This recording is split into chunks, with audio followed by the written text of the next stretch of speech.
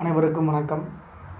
இன்றைக்கி உலக புகழ்பெற்ற ஆங்கில கவிஞர் ஜான் கீட்ஸோட பிறந்த தினம் என்று. குறுகிய காலமே வாழ்ந்தாலும் ஆங்கில இலக்கியத்தில் மாபெரும் சாதனை படைத்து உலக அளவில் புகழ்பெற்ற கவிஞர் ஜான் கீட்ஸோட பிறந்த தினம் என்று. இங்கிலாந்து தலைநகர் லண்டனில் 1795 அக்டோபர் 31 இன்னைக்கு கிட்டத்தட்ட இந்த மாதத்தோட கடைசி நாள், வெள்ளிக்கிழமை பிறந்திருக்கிறாரு. 9 வயதிலேயே தந்தை இறந்து விட்டார். சிறிது காலத்தில் தாயையும் இழந்து விடுகிறார். இதனால் அவரும் சகோதரர்களும் எட்மாண்டாவில் உள்ள பாட்டி வீட்டில் வளர்ந்தனர்.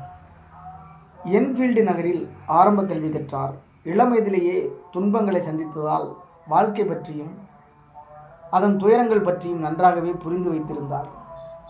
சிறுவயது முதலே கவிதைகளில் இலக்கியத்தில் அதிக நாட்டம் கொண்டிருந்தார்.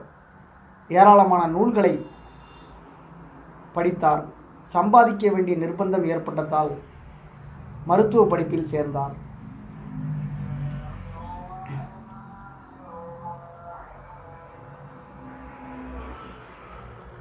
மருத்துவத்தோடு இலக்கியங்களையும் ஆழ்ந்து கற்றார்.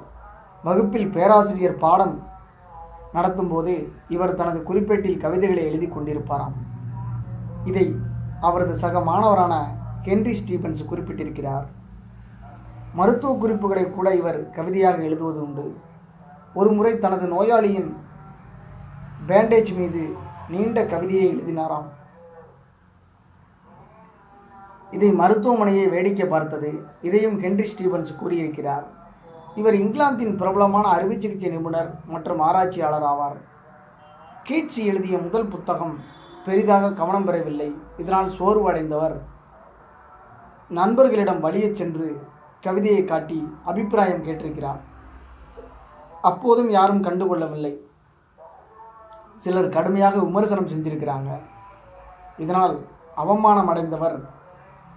அதனால் இதுதான் புதிய பாணியை பின்பற்றுமாறு அவரை தூண்டியது.